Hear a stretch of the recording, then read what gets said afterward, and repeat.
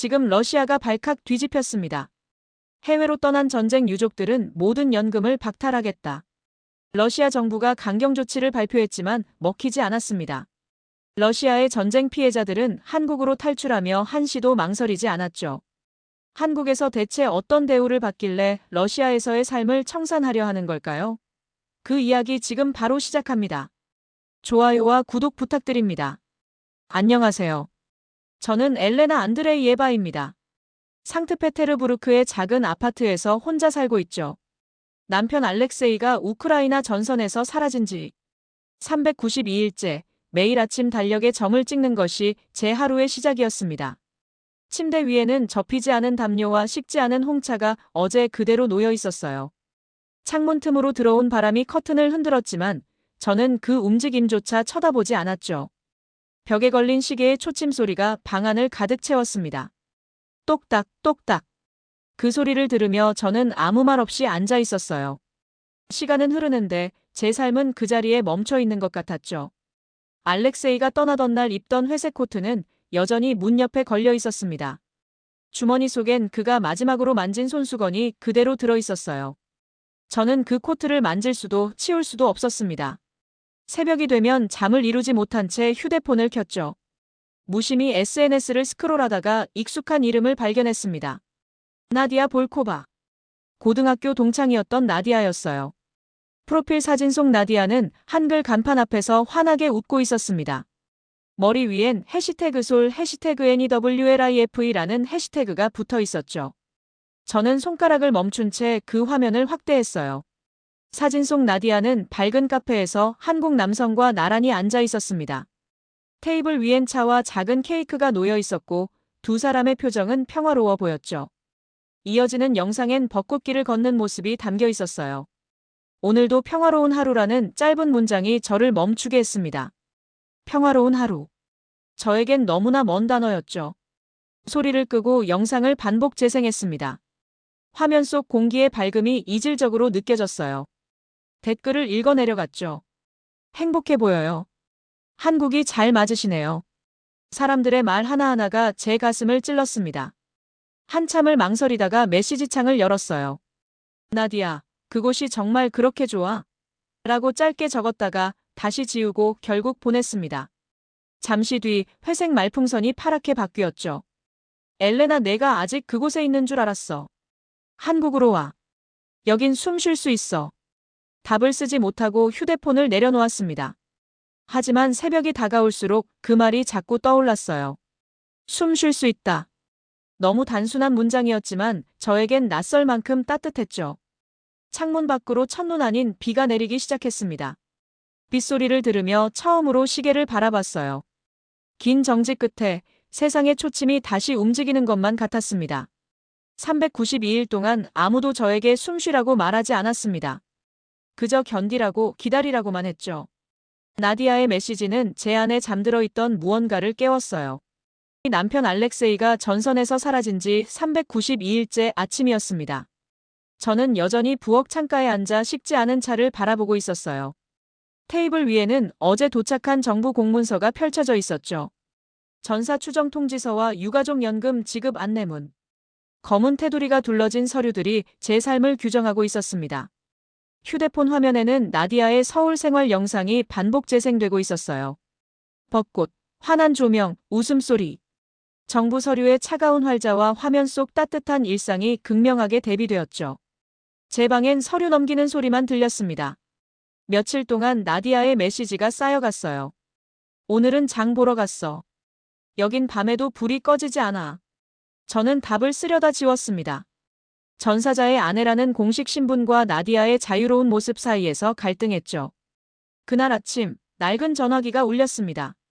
어머니의 쉰 목소리가 들려왔어요. 내 남편 사진 묘비에 걸었다. 국가에서 묘지도 배정해줬고. 저는 잠시 말을 잃었습니다. 엄마, 아직 시신도 못 찾았는데. 정부에서 추정 사망이라고 했잖아. 사람은 돌아와야 산다. 너도 이제 검은 옷 입고 제대로 된 과부가 되어야지. 그 말이 제 가슴을 찔렀어요. 엄마, 난 아직 돌아갈 곳이 없어. 전화를 끊은 뒤 어머니가 보낸 사진을 봤습니다. 국가가 지정한 묘역, 줄지어 선 비석들, 신선한 꽃다발. 그 질서정연함이 저에겐 살아있는 감옥처럼 느껴졌죠. 정부가 만든 명예로운 전사자 부인의 자리였어요. 그날 밤 SNS 창을 다시 열었습니다. 나디아가 새 영상을 올렸더군요. 오늘 남편이 나를 기다렸다. 나는 이제 웃을 수 있다. 정부 서류 속 제 신분과는 너무나 다른 삶이었죠. 저는 한참을 바라보다가 짧은 메시지를 썼어요. 만약 내가 거기로 간다면 환영해줄까? 몇 분 뒤 나디아의 답장이 떴습니다. 물론이야, 엘레나. 여긴 누구도 내 과거를 묻지 않아. 정부 서류도 묘비 번호도 필요 없어. 손끝이 떨렸습니다. 저는 항공권 예약 페이지를 열었어요. 그 순간 테이블 위에 유가족 연금 수령 동의서가 눈에 들어왔죠. 이 서류에 서명하면 매달 연금이 나오지만 평생 전사자의 미망인으로 살아야 했습니다. 항공편 정보창에 3월 27일 1410 상트페테르부르크 인천이 떴어요. 결제 버튼을 누르기 직전 정부 서류와 항공권 화면을 번갈아 봤습니다. 국가가 정한 삶과 제가 선택하는 삶 사이에서 망설였죠. 알렉세이가 마지막으로 남긴 손목시계를 꺼내어 귀에 댔습니다. 여전히 정확히 돌아가고 있었어요. 그래, 시간이 멈춘 건 정부 서류가 아니라 내 마음이었어. 결제 버튼을 눌렀습니다. 화면이 번쩍이며 예약 완료 문구가 떴죠. 동시에 유가족 연금 서류를 구겨 쓰레기통에 던졌어요. 창밖에 새벽 공기가 서서히 밝아지고 있었습니다. 저는 알렉세이의 사진을 향해 마지막으로 고개를 숙였어요. 엄마, 나는 엄마가 말한 돌아감 대신 살아감을 택했어. 정부가 준 묘비 번호 대신 내 이름으로 살아갈 거야. 9시간의 비행 동안 저는 한 번도 제대로 눈을 붙이지 못했습니다. 비행기가 흔들릴 때마다 몸이 경직되었어요. 전쟁 지역의 공습 사이렌이 귓가에 맴돌았죠. 옆자리 승객이 기침을 하자 깜짝 놀라 움찔했습니다. 창밖에 구름조차 연기처럼 보였어요. 화장실에 가려고 일어섰다가 다시 앉기를 반복했습니다. 좁은 통로가 막힌 골목처럼 느껴졌거든요. 손가락으로 좌석 팔걸이를 계속 두드렸죠. 상트페테르부르크에서 하던 버릇이었습니다. 정말 괜찮을까? 나디아가 날 반겨줄까? 아니면 부담스러워할까? 저 같은 생각이 머릿속을 가득 채웠어요. 착륙 안내방송이 나왔습니다. 창문 너머로 한국의 해안선이 보이기 시작했죠. 금속빛 활주로가 반짝였지만 제 손은 여전히 떨리고 있었어요. 가방 속 러시아 여권을 만지작거렸습니다. 이 여권이 여기서도 통할까요? 비행기 문이 열렸습니다. 따뜻한 바람이 얼굴을 스쳤지만 저는 본능적으로 코트깃을 여몄어요. 낯선 냄새에 숨이 막힐 것 같았죠. 너무 많은 사람들, 너무 밝은 조명, 너무 큰 소리들이 한꺼번에 밀려왔습니다. 통로를 걸으면서 뒤를 돌아봤어요. 혹시 누군가 따라오는 건 아닐까? 러시아에서의 습관이었죠. 하지만 사람들은 저마다 자기 길만 가고 있었습니다. 아무도 저를 신경 쓰지 않았어요. 그게 더 이상했죠. 도착장의 수많은 언어가 귀를 어지럽혔습니다. 무슨 말인지 하나도 알아들을 수 없었어요. 표지판에 한글이 암호처럼 보였고 사람들의 표정을 읽을 수가 없었죠. 웃는 건지 화난 건지 무관심한 건지. 바닥이 너무 깨끗해서 오히려 불안했습니다. 러시아 공항의 낡고 더러운 바닥이 익숙했거든요. 여기선 제 구두 소리가 너무 크게 들려서 발걸음을 조심스럽게 옮겼어요. 입국 심사대 앞에 긴 줄을 보고 가슴이 답답해졌습니다. 혹시 서류가 문제가 되면 어쩌지? 다시 돌려보내면? 손에 땀이 났어요. 옆줄에 중국인 가족이 시끄럽게 떠들었지만 아무도 제지하지 않는 게 신기했죠. 제 차례가 왔습니다. 심사관의 미소가 부담스러웠어요.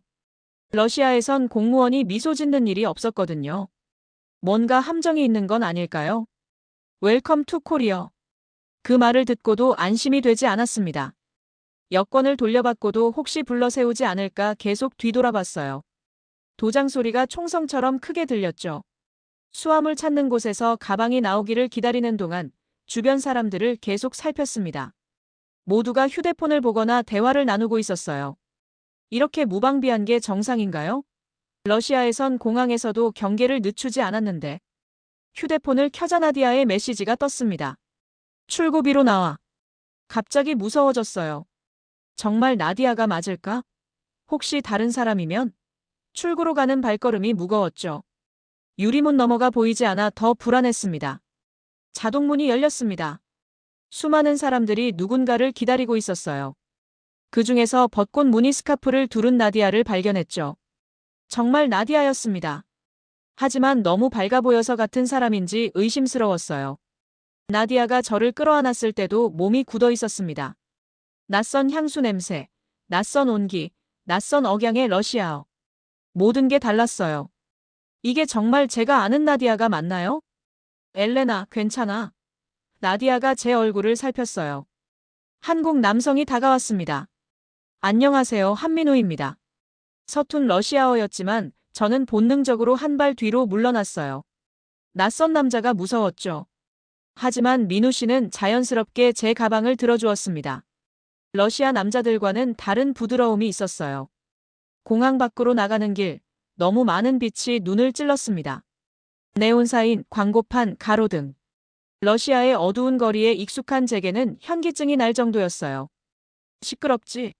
나디아가 물었어요. 처음엔 나도 그랬어. 차에 타서도 안전벨트를 2번 확인했습니다. 민우 씨의 운전이 부드러웠지만 저는 계속 도로를 살폈어요. 검문소는 없나? 군인들은 어디에? 이상하게 텅 빈 것 같은 불안감이 들었죠. 여기선 검문소가 없어. 나디아가 제 마음을 읽은 듯 말했어요. 도시의 불빛들이 차창으로 스쳐 지나갔습니다. 환했지만 위협적이지 않았어요. 사람들이 밤거리를 편하게 걷고 있었죠. 카페는 문을 열고 가게엔 손님이 가득했습니다. 이게 정상인가요? 밤에 이렇게 돌아다녀도 되나요? 이 도시는 밤에도 잠들지 않네요. 제가 떨리는 목소리로 말했어요. 그게 평화라는 거예요. 민우 씨가 대답했죠. 평화. 그 단어가 너무 추상적으로 느껴졌습니다. 제가 아는 평화는 공습 사이렌이 울리지 않는 시간이었거든요. 아파트에 도착했을 때도 저는 주변을 살폈어요. 출입문에 경비가 없는 게 이상했고 엘리베이터의 환한 조명이 부담스러웠죠. 복도에서 나는 음식 냄새조차 낯설어서 코를 막고 싶었습니다. 집에 들어서자 따뜻했지만 저는 여전히 코트를 벗지 못했어요. 언제든 도망갈 준비를 하고 있었던 거죠. 식탁에 음식들이 생경했습니다. 이게 먹어도 되는 건가요? 천천히 적응하면 돼. 나디아가 부드럽게 말했어요. 첫 술을 뜨는 손이 떨렸습니다. 매운맛에 놀랐지만 그보다 더 놀란 건 민우 씨가 자연스럽게 물을 건네준 거였어요. 러시아 남자들은 그런 배려를 하지 않았거든요. 창밖에 일상적인 소리들이 들렸습니다. 자동차, TV, 웃음소리. 총성도 폭발음도 없었어요. 그런데 왜 이렇게 불안할까요? 여기선 총소리 대신 사람 사는 소리가 들려. 제가 중얼거렸습니다. 하지만 그 평범함이 오히려 무서웠어요. 392일 동안 전쟁의 공포에 익숙해진 제게 이 평화로운 일상은 너무나 비현실적이었으니까요. 서울 생활 일주일째, 저는 여전히 낯선 언어 속에서 헤매고 있었습니다. 아침마다 창밖을 내다보며 확인했어요. 거리가 평화로운지, 사람들이 평소처럼 움직이는지. 밤새 무슨 일이 일어났을까봐 뉴스부터 확인하는 버릇도 생겼죠. 한글을 읽을 수 없어서 화면의 표정들로 상황을 짐작했습니다. 나디아가 부엌에서 아침을 준비하며 말했어요. 오늘은 좋은 사람들을 소개할게. 너처럼 여기 온 사람들이야. 저는 망설였습니다. 낯선 사람들을 만난다는 게 부담스러웠거든요. 하지만 나디아의 눈빛에는 확신이 있었죠. 지하철역으로 가는 길, 사람들이 빠르게 스쳐 지나갔습니다. 아무도 저를 쳐다보지 않았어요. 러시아 여자라는 걸 알면 어떤 반응을 보일까? 전쟁국의 시민이라고 손가락질하지 않을까? 에스컬레이터를 타고 내려가는데 숨이 막혔습니다. 지하로 내려간다는 게 공습 대피소를 떠올리게 했거든요. 나디아가 제 손을 꽉 잡았어요. 괜찮아, 여긴 안전해. 전철 안은 사람들로 가득했습니다. 서로 부딪히면서도 아무도 화내지 않았어요. 러시아 지하철의 날카로운 긴장감과는 달랐죠. 한 할머니가 제게 자리를 양보하려 했지만 저는 손사래를 쳤습니다. 아직은 그런 친절이 부담스러웠어요. 전철 창밖으로 이어지는 터널이 끝나고 지상 구간이 나타났습니다. 벽화가 그려진 골목들, 카페 간판들, 젊은이들이 거리에서 음악을 연주하고 있었어요. 전쟁의 흔적이 없는 일상이 믿기지 않았죠. 홍대역에서 내려 뒷골목으로 들어갔습니다. 좁은 길이 불안했어요. 도망갈 곳이 없어 보였거든요. 하지만 나디아는 익숙하게 앞장섰고 저는 그 뒤를 조심스럽게 따랐습니다. 작은 간판이 보였어요. 봄의 언덕 마이너스 러시아 여성 커뮤니티. 한글과 러시아어가 함께 적혀 있었죠. 문 앞에서 잠시 숨을 고르고 있는데 안에서 웃음소리가 들렸습니다. 러시아어로 나누는 대화였어요. 문을 열자 차양과 따뜻한 공기가 밀려왔습니다. 4명의 여성이 테이블에 둘러앉아 있었어요. 모두 제 나이대였고 눈빛에 비슷한 그늘이 있었죠. 새로운 엘레나? 한 여성이 일어나며 물었어요. 난 안나야. 어서 와. 악수를 나누는데 안나의 손이 따뜻했습니다. 비올라와 타냐도 차례로 인사했어요. 그들의 미소에는 경계심이 없었죠. 같은 상처를 가진 사람들이라는 걸 본능적으로 알 수 있었습니다. 자리에 앉자 안나가 차를 따라주며 말했어요. 전 남편이 사라진 뒤 여기서 아이스크림 가게를 차렸어요. 한국 사람들은 겨울에도 아이스크림을 먹더라고요. 평범한 듯 던진 말이었지만 남편이 사라졌다는 표현에 모두가 잠시 조용해졌습니다. 하지만 곧 안나가 웃으며 말을 이었어요. 처음엔 한글도 못 읽었는데 이제는 세금 신고도 혼자 해요. 비올라가 고개를 끄덕였습니다. 나도 남편 소식은 없지만 이 나라 사람들은 내 이야기를 조용히 들어줬어. 동정하는 눈빛이 아니라 그냥 들어주는 거였어. 러시아에선 계속 당신 남편은 영웅이라고만 했죠. 타냐가 쓴웃음을 지었어요. 여기선 아무도 그런 말 안 해요. 대신 밥 먹었어? 라고 물어요. 한국 사람들은 힘내 대신 밥 먹었어? 라고 묻더라. 타냐가 다시 말했어요. 그 말이 이상하면서도 따뜻하게 들렸습니다. 밥을 먹었는지 묻는 게 위로가 될 수 있다니요. 나디아가 제 옆에 앉으며 커피를 건넸어요. 우린 여기서 다시 이름을 되찾았어. 과부나 유가족이 아니라 그냥 우리 이름으로. 순간 제 눈가가 젖었습니다. 엘레나라는 이름으로 불리는 게 얼마만인지. 러시아에선 늘 알렉세이의 아내, 전사자의 미망인이었으니까요. 대화가 이어지는 동안 저는 조금씩 긴장을 풀었어요. 그들도 처음엔 무서웠다고, 길을 잃어 울었다고, 김치가 너무 매워서 병원에 갔다고 웃으며 이야기했죠. 한국 병원은 정말 빨라. 안나가 말했어요. 응급실 가도 총상 환자부터 보는 게 아니야. 그냥 순서대로. 맞아, 구급차 소리가 들려도 아무도 당황하지 않아. 비올라가 덧붙였죠. 평범한 일상 이야기였지만 우리에게는 특별했습니다. 전쟁 없는 일상이 얼마나 소중한지 아는 사람들이었으니까요. 한켠 스피커에서 러시아 노래가 흘러나왔어요. 칼린카였죠. 모두 조용히 따라 부르기 시작했습니다. 고향의 노래였지만 이제는 다른 의미로 들렸어요. 그리움이 아닌 추억으로. 저도 작게 입을 열어 따라 불렀습니다. 목소리가 떨렸지만 그래도 불렀어요. 그러다 갑자기 웃음이 터졌죠. 너무 오랜만에 노래를 불러서 음정이 다 틀렸거든요. 다른 여성들도 함께 웃었습니다. 카페를 나올 때 안나가 제 손을 잡았어요. 이곳에서 울어도 돼. 우리 다 울어봤으니까. 그 말에 또 눈물이 났습니다. 울어도 된다는 허락이 이렇게 고마울 줄이야. 밖은 노을빛이 퍼지고 있었어요. 거리의 벽화가 붉은 빛으로 물들었죠. 젊은이들은 여전히 음악을 연주하고 있었고 사람들은 그 주위에 모여 박수를 쳤습니다. 걸어가면서 나디아가 말했어요. 처음 왔을 때 나도 이 평화가 가짜 같았어. 언제 깨질지 몰라서 무서웠지. 하지만 시간이 지나니까 알겠더라. 이게 진짜 삶이라는 걸. 이곳 사람들은 내 과거를 묻지 않았다. 제가 중얼거렸어요. 그래서 오히려 내가 스스로를 말하고 싶어졌다. 마음속에서 오래 닫혀있던 문이 아주 조금 열렸습니다. 아직은 틈 사이로 들어오는 빛이 눈부셨지만 조금씩 익숙해질 수 있을 것 같았어요. 주말 오후, 나디아가 준 지도 앱을 손에 쥐고 혼자 연남동으로 향했습니다. 혼자 다녀볼 시간이야. 나디아가 아침에 말했죠. 불안했지만 계속 나디아에게만 의지할 수는 없었어요. 낡은 러시아어 사전을 가방에 넣고 떨리는 마음으로 집을 나섰습니다. 거리에는 주말을 즐기는 사람들로 가득했어요. 가족 단위로 움직이는 모습이 낯설었죠. 러시아에선 주말이어도 거리가 썰렁했는데 여기선 모두가 밖으로 나온 것 같았습니다. 한글 간판들을 하나씩 읽으려 애썼어요. 키읔, 피읔, 히읗.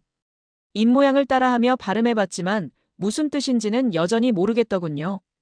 그래도 포기하지 않고 계속 시도했습니다. 작은 카페 앞에서 멈춰섰어요. 메뉴판을 들여다보는데 한글이 춤추는 것처럼 보였죠. 아메리카노인지 카푸치노인지 구분할 수가 없었습니다. 망설이며 서 있는데 뒤에 줄이 생기기 시작했어요. 당황해서 비켜서려는데 뒤에 있던 대학생 커플이 다가왔습니다. 도와드릴까요? 남학생이 영어로 물었어요. 제가 러시아어로 카페라고 말하자 여학생이 메뉴판을 가리키며 천천히 말했죠. 이거 아이스 아메리카노예요. 시원한 커피. 고개를 끄덕이며 계산대로 갔는데 지갑에서 돈을 꺼내는 게 또 일이었습니다. 한국 돈이 아직 익숙하지 않아서 한참을 뒤적거렸어요. 뒤에 사람들이 기다리고 있다는 생각에 얼굴이 빨개졌죠. 그때 아까 그 남학생이 계산대에 카드를 내밀었습니다. 이건 제가 살게요. 아니에요. 러시아어로 당황해서 말했지만 남학생은 이미 결제를 끝내고 있었어요. 웰컴 투 코리아. 그가 환하게 웃으며 말하고는 여자친구와 함께 카페를 나갔습니다. 저는 얼떨떨해서 그들의 뒷모습을 바라봤어요. 왜 모르는 사람에게 커피를 사주는 걸까요? 무슨 의도가 있는 건 아닐까? 러시아에선 이런 일이 없었거든요. 창가 자리에 앉아 커피를 마시며 방금 일어난 일을 곱씹었습니다. 부끄러움과 따뜻함이 동시에 느껴지는 이상한 감정이었어요. 낯선 사람의 친절이 이렇게 혼란스러울 줄은 몰랐죠. 옆 테이블에서 노트북을 하던 여성이 제게 말을 걸었어요. 혹시 러시아 분이세요? 깜짝 놀라 고개를 들었습니다. 30대 정도의 한국 여성이 미소 짓고 있었어요. 아까 러시아어 하시는 거 들었어요. 저는 한국어 강사예요. 조심스럽게 제 노트를 보여줬습니다. 한글 연습을 하느라 삐뚤빼뚤 적어둔 것들이었죠. 여성이 노트를 보더니 한 문장을 가리켰어요. 이건 감사합니다가 아니라 고맙습니다예요. 좀 더 가깝게 느껴지는 말이죠. 종이에 두 단어를 나란히 적어주었습니다. 감사합니다와 고맙습니다. 비슷해 보이는데 다르다니요. 저는 발음을 여러 번 따라 해봤어요. 입니다. 잘하세요. 여성이 격려했죠. 한국어는 마음을 담는 언어예요. 천천히 배우세요. 카페를 나서면서 종업원에게 머그컵을 직접 돌려줬습니다. 고맙습니다. 어눌하지만 또렷하게 말했어요. 종업원이 환하게 웃으며 손을 흔들었어요. 한국어 잘하시네요. 물론 잘하는 건 아니었지만 그 격려가 힘이 됐습니다. 한 단어를 제대로 말했을 뿐인데 칭찬을 받다니요. 거리를 걷다가 작은 문구점을 발견했어요. 용기를 내서 들어갔죠. 공책을 하나 골라 계산대로 갔는데 이번엔 제가 직접 돈을 냈습니다. 10,000원짜리를 내고 거스름 돈을 받았어요. 작은 성취감이 들었죠. 주인 아저씨가 공책을 봉투에 넣으면서 뭔가를 적었습니다. 나와서 봤더니 봉투에 한글로 새 이야기 많이 쓰세요라고 적혀 있었어요. 사전을 뒤적여 뜻을 알아냈을 때 눈물이 날 뻔했습니다. 길 건너편에서 빗자루로 청소하던 남자와 눈이 마주쳤어요. 러시아에선 시선을 피했겠지만 여기선 달랐죠. 그가 빗자루를 세우고 가볍게 인사했습니다. 조심히 가세요. 무슨 뜻인지 정확히 몰랐지만 목소리의 톤으로 좋은 말이라는 걸 알 수 있었어요. 저도 어색하게 고개를 숙였죠. 계속 걷다가 큰 벽화 앞에서 발걸음을 멈췄습니다. 알록달록한 그림 아래 한글로 뭔가 적혀 있었어요. 사전을 꺼내 한 글자씩 찾아봤죠. 서로 모를 때 가장 따뜻하다. 서로 모를 때 가장 따뜻하다.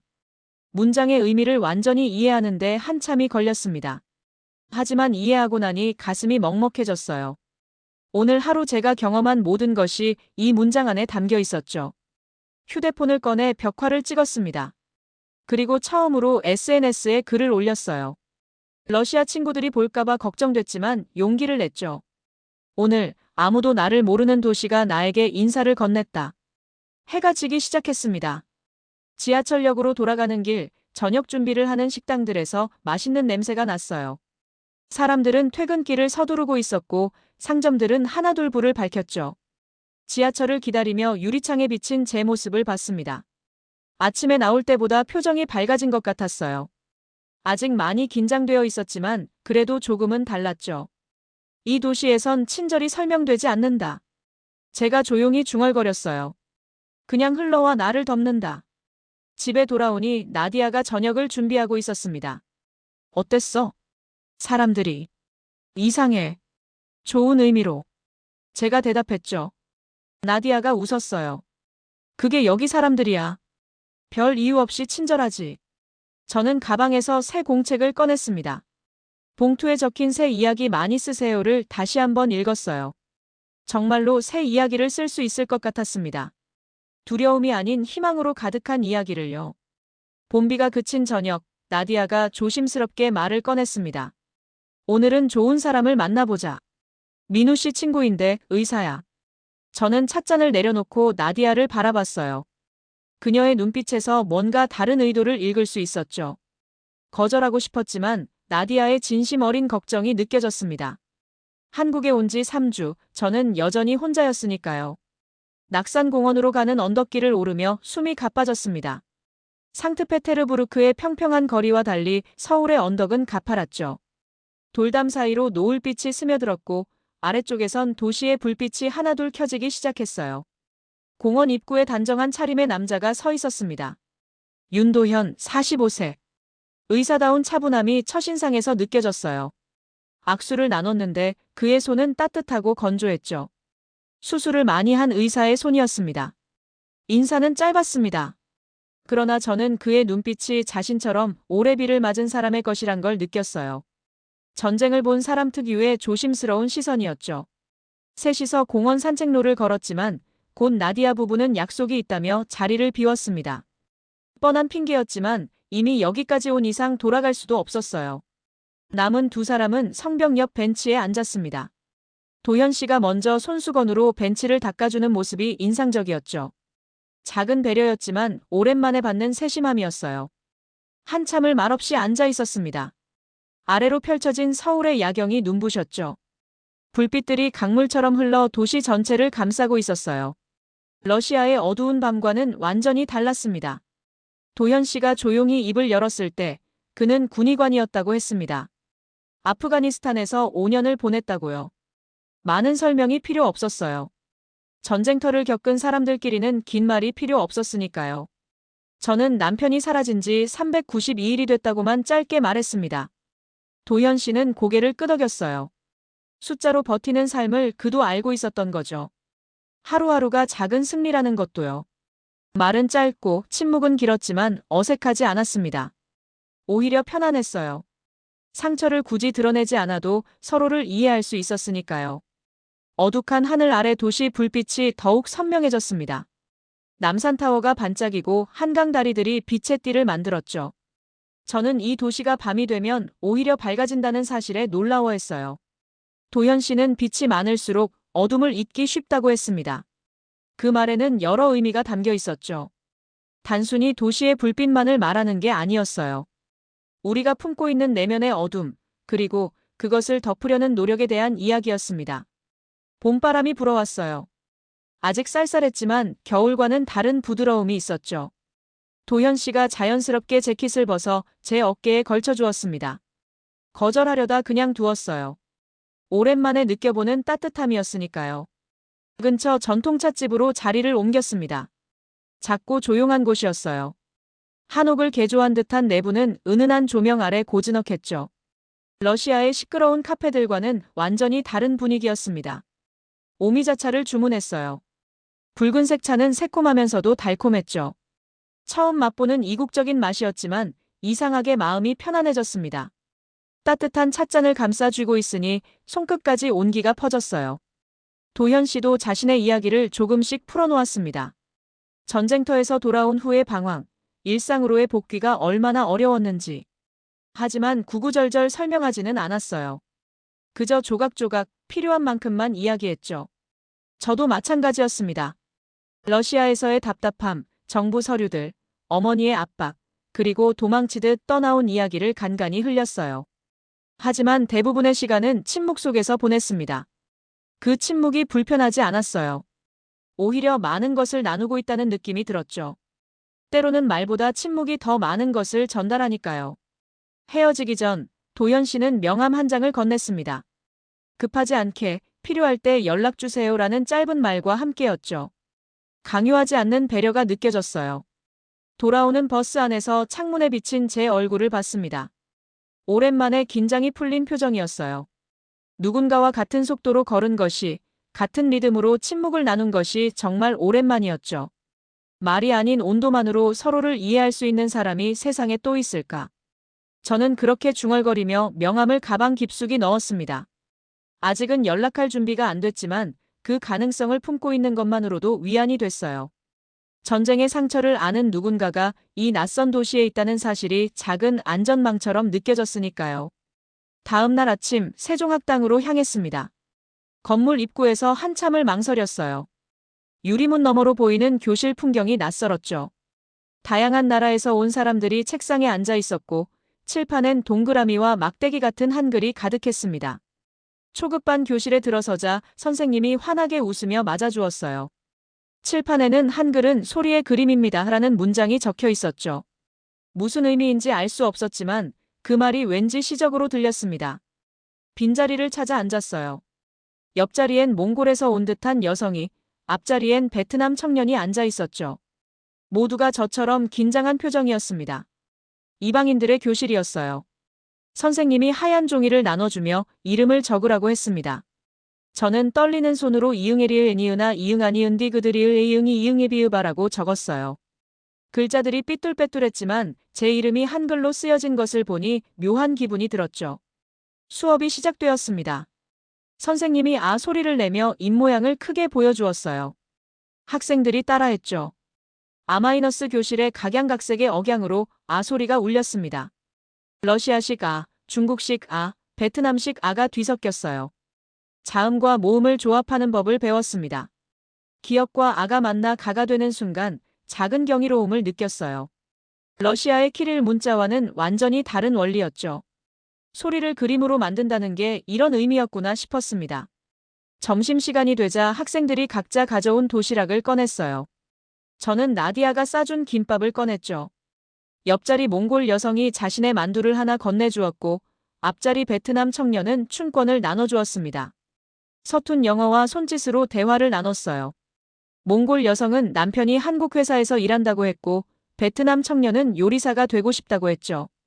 저는 그냥 새로운 시작을 위해 왔다고만 했습니다. 모두가 고개를 끄덕였어요. 각자의 사연이 있다는 걸 알기에 더 묻지 않았죠. 엘레나. 베트남 청년이 제 이름을 불렀어요. 한국식 발음으로 들으니 이상했지만 그래도 제 이름이었죠. 엘레나 씨, 김밥 맛있어요? 맛있어요라는 단어를 배운 지 1시간도 안 됐는데 벌써 실전에서 듣게 될 줄이야. 저는 고개를 끄덕이며 네, 맛있어요라고 대답했습니다. 발음이 어눌했지만 통했어요.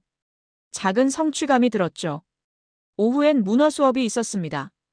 김치 담그기였어요. 빨간 양념을 보고 겁이 났지만 선생님을 따라 배추잎 사이사이에 양념을 발랐죠. 고무장갑을 끼고 있었지만 매운 냄새가 코를 찔렀습니다.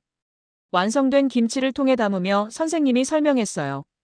김치는 시간이 지나야 맛있어진다고, 기다림도 요리의 일부라고요. 그 말이 인상적이었습니다.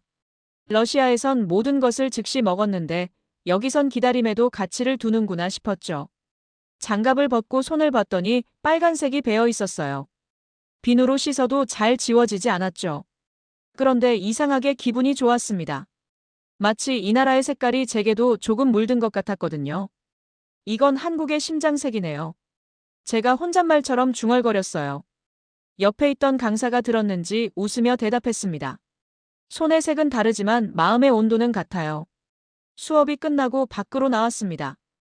봄비가 그친 하늘에서 햇살이 살짝 비쳤어요. 몽골 여성, 베트남 청년과 함께 지하철역까지 걸었죠. 서로 다른 나라에서 왔지만 같은 길을 걷고 있었습니다. 집에 돌아와 김치통에 날짜를 적었어요. 4월 10일. 그리고 냉장고에 넣었죠. 나디아가 물었습니다. 뭐라고 적었어? 오늘 날짜요. 언제 익었는지 알아야 하니까. 나디아가 고개를 끄덕였어요. 그녀도 처음엔 그랬다고 날짜를 적어두고 매일 확인했다고 했죠. 기다림을 배우는 것도 적응의 일부라고요. 그날 밤 복습을 하며 하루 배운 글자들을 노트에 적었습니다. 오후. 단순한 모양들이었지만 그 안에 소리가 담겨 있었어요. 제 이름도 다시 한번 적어봤죠. 엘레나. 조금 덜 삐뚤었습니다. 며칠 뒤 세종학당 게시판에 새로운 공고가 붙었어요. 외국인 취업 설명회. 심장이 뛰었습니다. 아직은 언어도 서툴고 모든 게 낯설었지만 언젠가는 이 땅에서 일할 수 있을지도 모른다는 희망이 생겼죠. 도현 씨가 준 명함이 떠올랐습니다. 병원에서도 의료 통역이 필요하다고 했던 말이 기억났어요. 러시아어와 한국어, 그리고 의학 용어를 아는 사람. 어쩌면 제가 필요한 곳이 있을지도 모르겠다는 생각이 들었죠. 새 언어는 새 생명을 주었다. 저는 노트에 그렇게 적었습니다. 나는 다시 이름을 배우는 중이다. 정말이었어요. 한글을 배우면서 저는 단순히 언어만 배우는 게 아니었습니다. 새로운 삶의 방식을, 새로운 나 자신을 배우고 있었죠. 엘레나 안드레이에바가 아닌 그저 엘레나로 존재할 수 있는 가능성을 배우고 있었던 겁니다. 그날 아침 러시아 국영 뉴스가 제 휴대폰 화면을 가득 채웠습니다. 한국으로 도망친 전사자 아내들이라는 제목이 크게 떴어요. 떨리는 손으로 영상을 클릭했죠. 앵커가 차가운 목소리로 읊어대기 시작했습니다. 배신자들, 조국을 버린 여자들, 서방의 유혹에 넘어간 나약한 영혼들. 화면이 바뀌더니 제 SNS 사진이 나타났습니다. 연남동 벽화 앞에서 찍은 사진이었죠. 얼굴은 모자이크 처리됐지만 저는 알 수 있었어요. 제가 올린 문구도 화면에 떴습니다. 아무도 나를 모르는 도시가 나에게 인사를 건넸다. 앵커는 이 문장을 조롱하듯 읽었어요. 손이 떨려 휴대폰을 떨어뜨릴 뻔했습니다. 화장실로 뛰어가 얼굴에 찬물을 끼얹었어요. 거울 속 창백한 얼굴이 낯설게 보였죠. 거실로 돌아오니 나디아가 걱정스러운 표정으로 저를 바라보고 있었습니다. 제 휴대폰을 들고 있었어요. 아마 저 대신 뉴스를 확인한 모양이었죠. 한참을 앉아있다가 전화벨이 울렸습니다. 어머니였어요. 받기 전부터 무슨 말을 하실지 알 것 같았지만 피할 수 없었죠. 어머니의 목소리는 지쳐 있었습니다. 사람들이 너를 욕한다. 시장에서도 병원에서도. 내가 남편을 배신했다고. 저는 눈을 감고 들었어요. 예상했던 일이었지만 막상 듣고 나니 가슴이 무너졌죠. 연금도 끊긴대.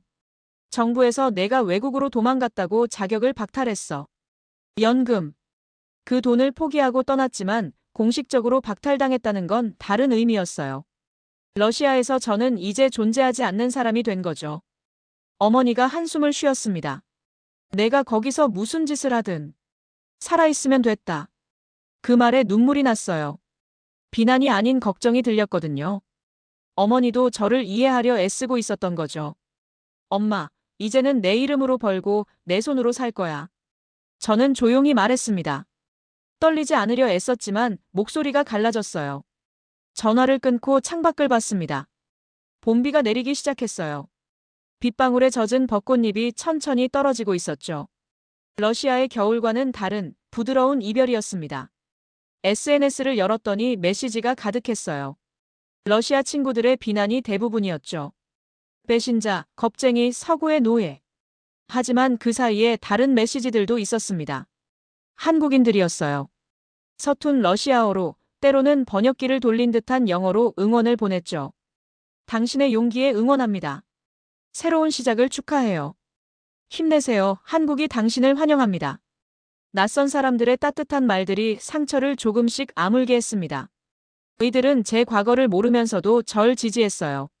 아니, 과거를 몰랐기에 순수하게 응원할 수 있었던 걸까요? 그날 오후 서울의료기기센터에서 면접 연락이 왔습니다. 다음 주 화요일이었어요. 준비할 시간이 일주일뿐이었지만 이 기회를 놓칠 수 없었죠. 면접 준비를 하며 이력서를 다시 썼습니다.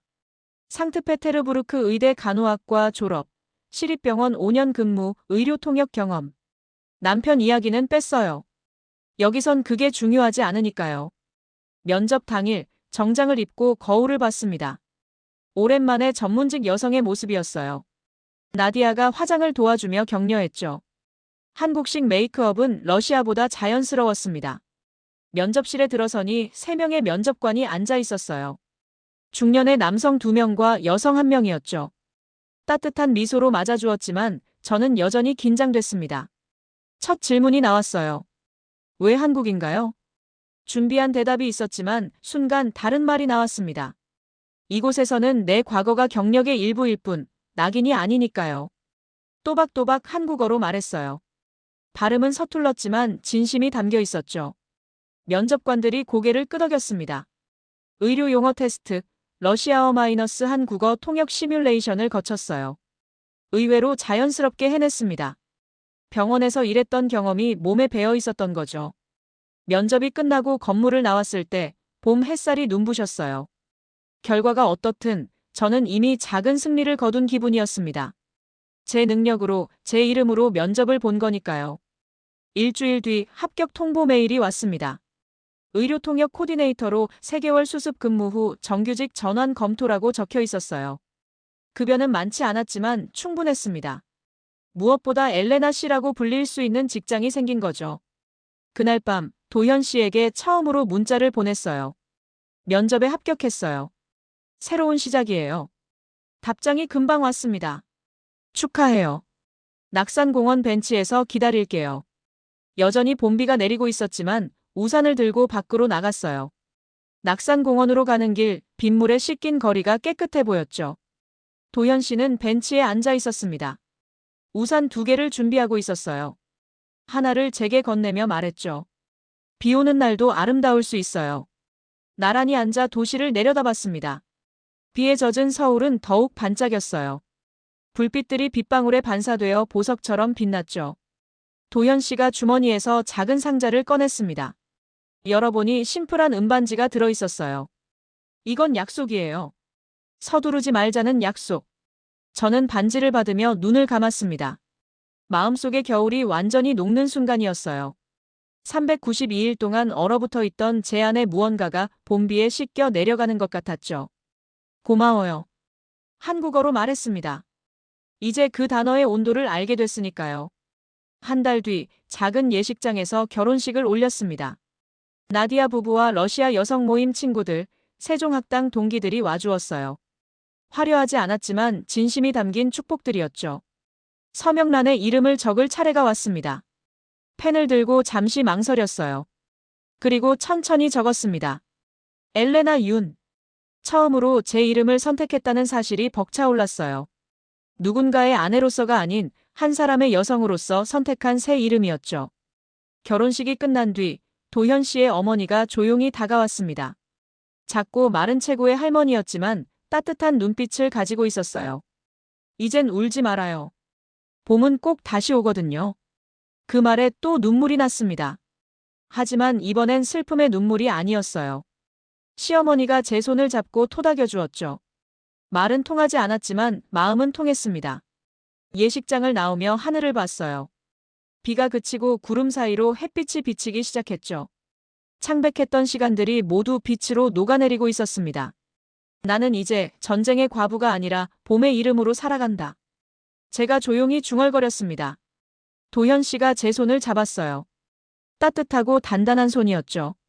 함께 걸어갈 수 있는 손이었습니다. 새로운 삶이 시작되었어요. 엘레나 윤이라는 이름으로 이 낯선 땅에서 하지만 더 이상 혼자가 아닌 채로 말이죠.